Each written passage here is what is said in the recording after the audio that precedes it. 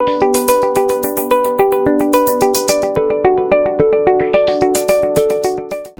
Students, welcome to chemistry wizard. और आज हम एक नया चैप्टर स्टार्ट करने वाले हैं।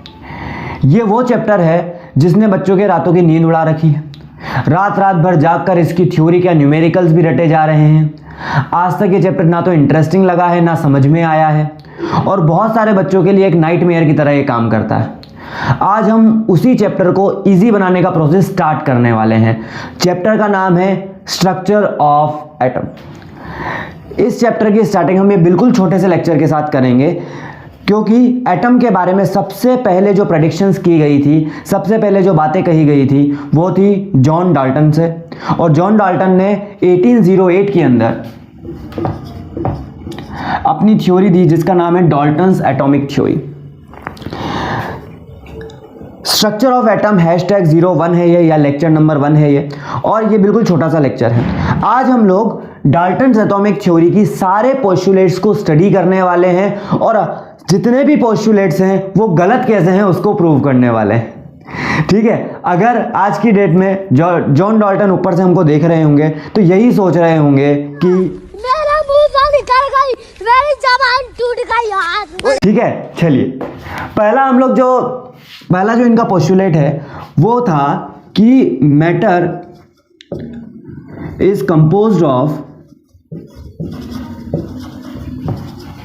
Smallest unit called atom.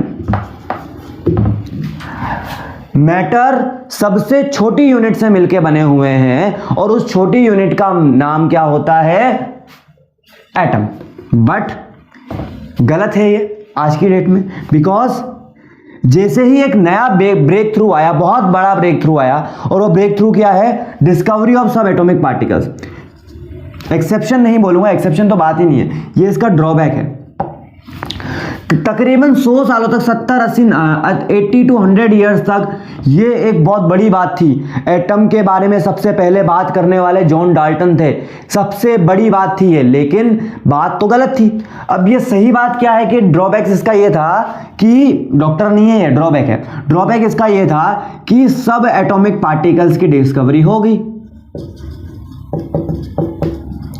यानी कि एटम के अंदर भी और पार्टिकल्स पाए जाते हैं, प्रोटॉन, न्यूट्रॉन और इलेक्ट्रॉन। ठीक है, क्या पाए जाते हैं? प्रोटॉन, न्यूट्रॉन और इलेक्ट्रॉन। प्रोटॉन यानी पॉजिटिव चार्ज पार्टिकल, इलेक्ट्रॉन मतलब नेगेटिवली चार्ज पार्टिकल, और न्यूट्रॉन का मतलब क्या होता है? न्यूट्रल पार्टिकल, जिसके ऊपर कोई चार्ज नहीं होता।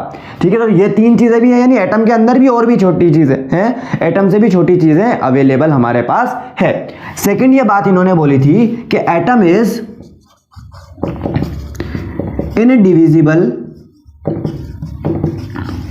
और इनडिस्ट्रक्टिबल, यानी कि एटम को तोड़ा नहीं जा सकता, किसी भी एटम को तोड़ा नहीं जा सकता। लेकिन ये बात भी जो है वो बिल्कुल गलत है। क्यों? जैसे ही रेडियो एक्टिव डिसइंटीग्रेशन या रेडियो एक्टिव डीके की डिस्कवरी हुई, रेडियो एक्टिव रिएक्शंस होना शुरू हुई, हमें पता लगा कि ऐसा नहीं है। बहुत सारे ऐसे रेडियो एक्टिव पार्टिकल्स होते हैं। एक मिनट, डस्टर पहन लेते हैं हम लोग।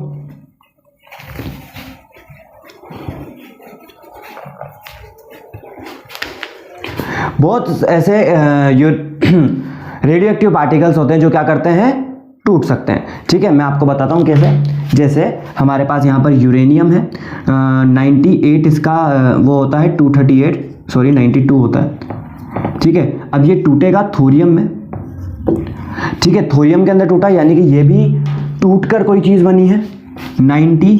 234 प्लस 2He4, यानी कि एक अल्फा पार्टिकल। ये रिएक्शन क्या हुआ? एक एटम टूटकर 2 नए एटम बन गए हैं, यानी कि एटम इज डिस्ट्रक्टिबल। बात बिल्कुल गलत हो गई। सेकंड पोस्टुलेट भी क्या हो गया? बिल्कुल गलत हो गया। अब बात करता हूं मैं थर्ड पोस्टुलेट के बारे में। और जो थर्ड पोस्टुलेट है, वो थर्ड पोस्टुलेट क्या है हमारे पास? कि all atoms of a particular element are same in every dimension या every property। यहां पर लिख देता हूं मैं, all atoms of a particular atom, particular element are same in size, weight etcetera.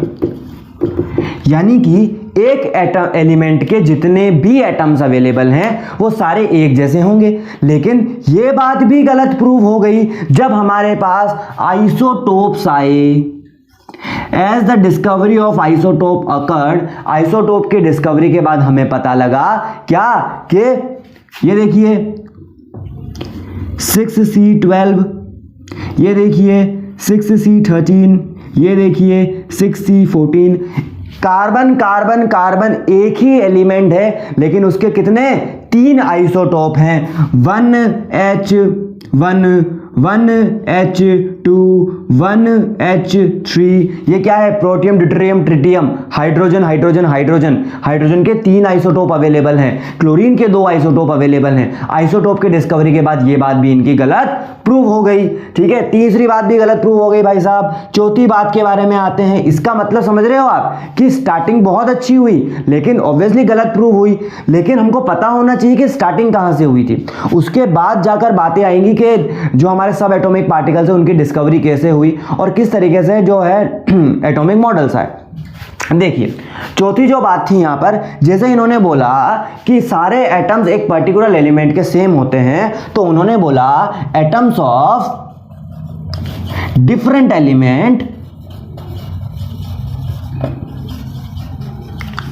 Are different.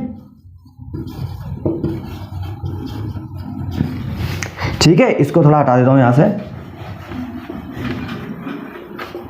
अच्छे से लिख देते हैं यहां पे। ठीक है, यहां पे जो इसकी है आइसोटोप की डिस्कवरी से ड्रॉबैक हुआ इसका, है ना। एग्जाम्पल हमने C612 लिया, C613 लिया, C614 लिया। ठीक है, एक हाइड्रोजन का ले लिया। Atoms are of different elements are different, but ये बात भी गलत प्रूव हो गई, रॉन्ग प्रूव हो गई। कब? जब आए isobars.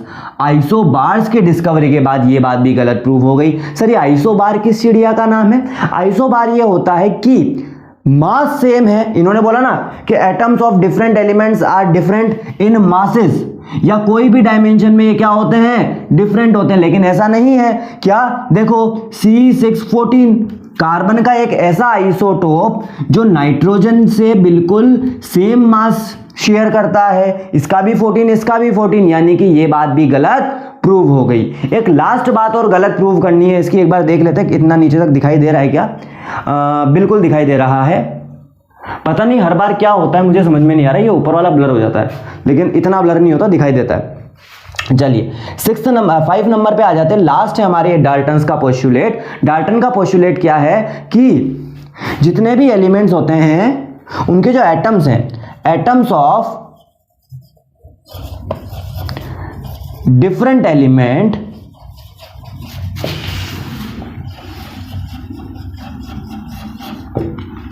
are atoms of different elements combine in whole number when form compounds। लेकिन आप जब मैं आपको सॉलिड स्टेट पढ़ाऊंगा या अगर आपने सॉलिड स्टेट पढ़ा हुआ है कहीं पे, तो आपको पता होगा कि ऐसे भी कंपाउंड्स अवेलेबल हैं जिनको हम बोलते हैं नॉन स्टोइकियोमेट्रिक कंपाउंड्स। ऐसा क्यों होता है? क्योंकि कहीं ना कहीं पर एरर आ जाती है। एरर मतलब इंप्योरिटी आ जाती है। क्या हो जाता है? इलेक्ट्रॉन्स की कमी आ जाती है, इस वजह से ऐसा होता है। बात समझ में आ रही है? ये लो Fe 0.9, बहुत सारे इसके रीजंस हैं, डिफेक्ट्स कहते हैं इनको। वो कैसे होता है वो बाद में बताएंगे। Fe 0.98O, ठीक है, ऐसे अवेलेबल होते हैं हमारे पास।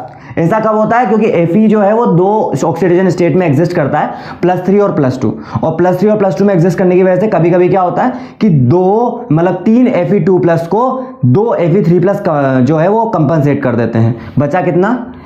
एक जो है वो जगह छूट जाती है उसकी, बाद में बताएंगे इसके बारे में जब चैप्टर पढ़ेंगे। तो ये 5 थे, 1 2 3 4 5, और पांचों के ड्रॉबैक्स अवेलेबल हैं। 5 बातें कही थी जॉन डाल्टन ने about atom, at that time वो बातें बहुत सही थी, आज की डेट में सारी की सारी बातें गलत हैं।